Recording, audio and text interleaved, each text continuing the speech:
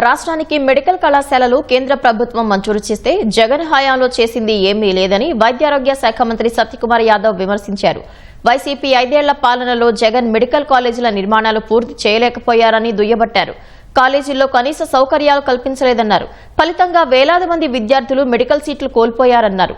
రాజకీయ లబ్ధి కోసమే వైసీపీ నాయకులు పీపీపీ విధానంపై అసత్య ప్రచారాలు చేస్తున్నారని మండిపడ్డారు.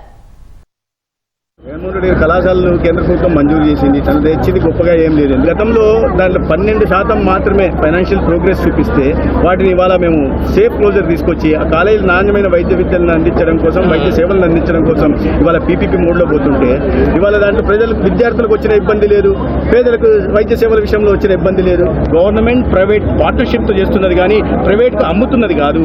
అవగాహన రాహిత్యంతో మాట్లాడుతుండాలి, లేదా అసత్య ప్రచారాల ద్వారా రాజకీయ లబ్ధి పొందాలా, బురద చల్లే ప్రయత్నం చేయాలన్నారు. ఎందుకంటే ఈ కుట్రలు కుయంత్రాలని ప్రాతిపదిక చేసుకుని వాళ్ళు ప్రతిపక్షంలో ఉన్నారు, అధికారంలోకి వచ్చారు. అధికారంలోకి వచ్చిన తర్వాత ప్రజల్ని మోసం చేశారు.